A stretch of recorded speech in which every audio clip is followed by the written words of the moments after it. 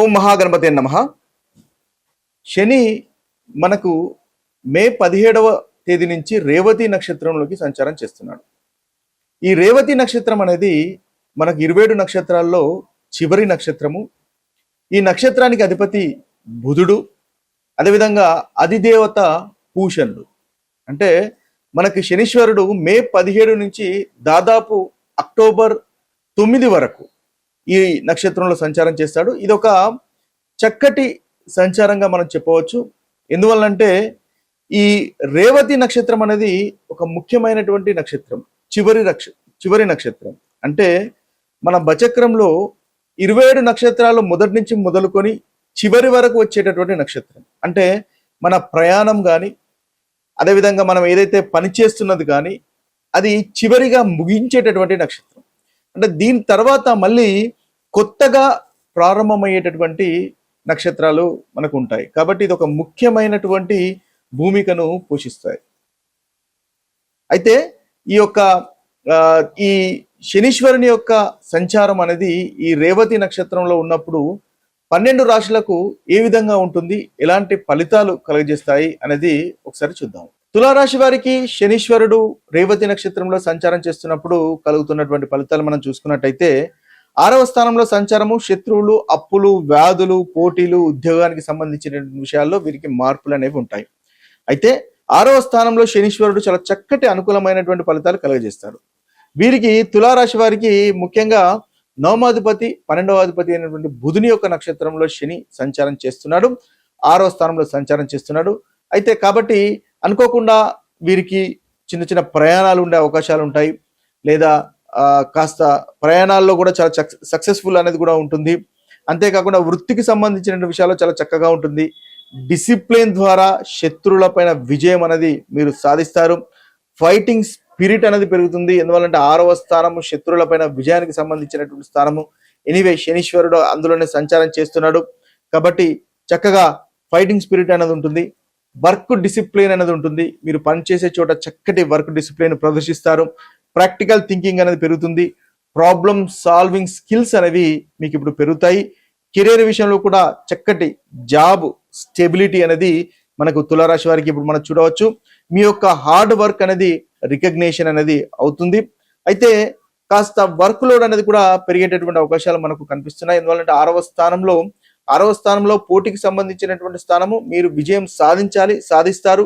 విజయం సాధించాలంటే ముందుగా వర్క్ చేయాలి. కాబట్టి ఆ వర్క్ లోడు, ప్రెషర్ అనేది మీకు తప్పకుండా పెరుగుతుంది.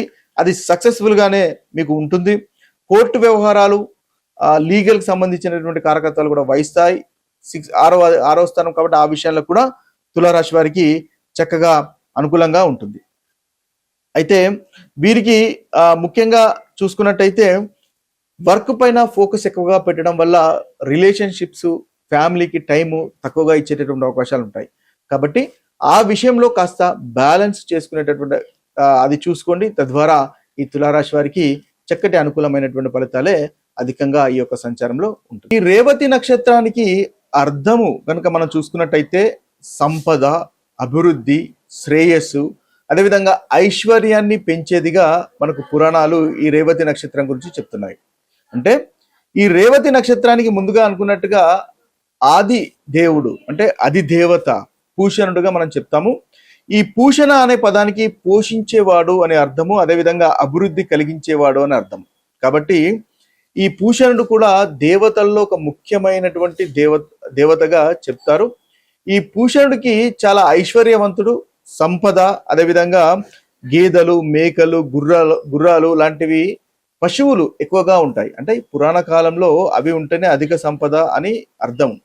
అయితే వాటన్నింటినీ ఒక క్రమ పద్ధతిలో దారి చూపించే దేవతగా మనకు పురాణాలు చెప్తాయి. కాబట్టి శనీశ్వరుడు ఎప్పుడైతే ఈ రేవతి నక్షత్రంలోకి సంచారం చేస్తాడో అప్పుడు ప్రతి రాశి వారికి ఒక దారి చూపిస్తాడు. అంటే ఇదివరకు వారు చేస్తున్నటువంటి తప్పులను సరిదిద్దుకునే అవకాశం ఉంటుంది. తప్పులను సరిదిద్దుకొని మనకు ఏది మంచి, ఏది చెడు అనే విషయాలను చూపించేటటువంటి నక్షత్ర సంచారము ఈ శనీశ్వరుడు ప్రస్తుతము చేస్తున్నాడు. కాబట్టి చాలా రాష్ట్రాల వారికి మంచి అదృష్టం కలుగుతుంది, అదేవిధంగా అభివృద్ధి కలుగుతుంది. ధన సంపాదనలో సహాయంగా కూడా మనకు ఈ యొక్క నక్షత్రం సంచారం, శని యొక్క నక్షత్ర సంచారం అనేది ఉంటుంది. అదేవిధంగా రేవతి నక్షత్రం అనేది ప్రేమ అభిమానాలకు ఒక ప్రతీకగా చెప్పవచ్చు. సౌమ్యత అనేది ఉంటుంది, కైండ్నెస్ అనేది ఉంటుంది. కాబట్టి ఈ శని ఈ యొక్క నక్షత్రంలో సంచారం చేస్తున్నప్పుడు ప్రేమాభిమానాలు పెరుగుతాయి. దయ, కరుణ, మృదుత్వం అనేది దాదాపుగా అన్ని రాశుల వారికి పెరుగుతుంది అని మనం చెప్పవచ్చు. అదేవిధంగా సేవాభావము, భక్తి కూడా పెరుగుతుంది. ఎందువల్లంటే ఇది చివరి 12వ రాశిలో ఉంది, చివరి నక్షత్రము రేవతి నక్షత్రము. కాబట్టి మోక్షానికి సంబంధించినటువంటి విషయాలు కూడా ఇందులో నిగూఢమై ఉంటాయి. కాబట్టి ఈ శనీశ్వరుడు ఎప్పుడైతే రేవతి నక్షత్రంలో సంచారం చేస్తాడో అప్పుడు భక్తి భావము, ఇతరులకు సహాయం చేసేటటువంటి మనస్తత్వం కూడా పెరుగుతాయి. అదేవిధంగా ముఖ్యంగా రేవతి నక్షత్రం అధిపతి మనకు ఆదిదేవుడు పూషణుడు అనుకున్నాం. కాబట్టి ఆయన ముఖ్యంగా తప్పిపోయిన వస్తువులను దొరికేలాగా చేయడము, ఈ గేదెలు, గుర్రాలు అవి సరియైన మార్గంలో తప్పిపోకుండా చూడడం లాంటివి చేస్తాడు.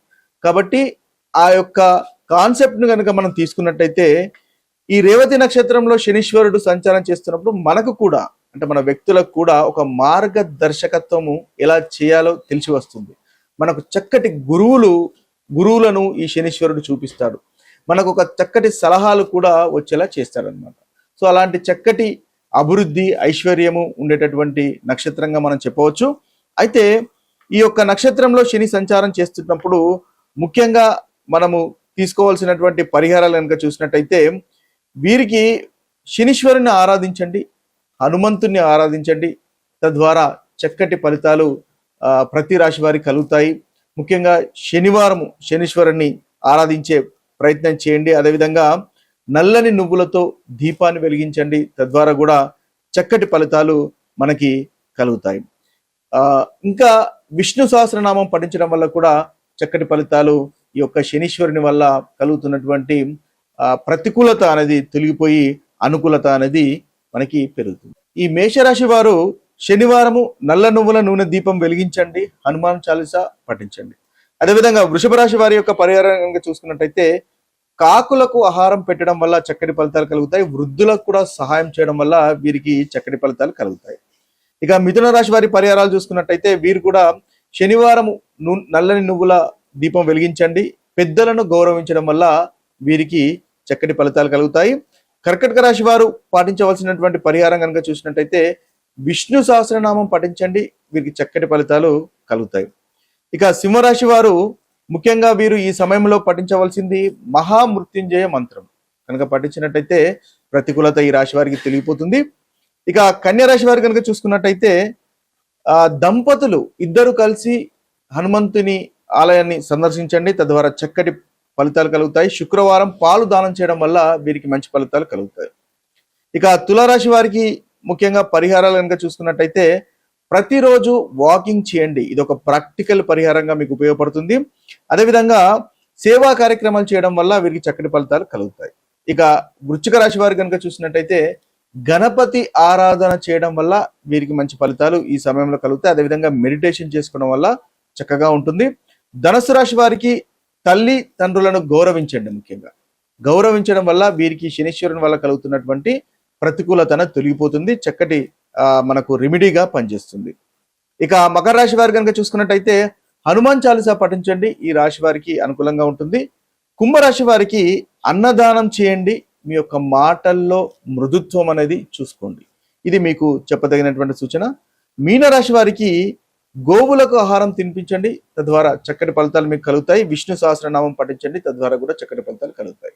ఇవి స్థూలంగా ఈ ద్వాదశ రాశుల వారికి ఉన్నటువంటి పరిహారాలు. మరొక వీడియోలో మరొక రాశి ఫలితాలతో కలుద్దాము. అంతవరకు సెలవు. సర్వే జన సుజనో భవంతు, సర్వే సుజన సుఖినో భవంతు. నమస్తే.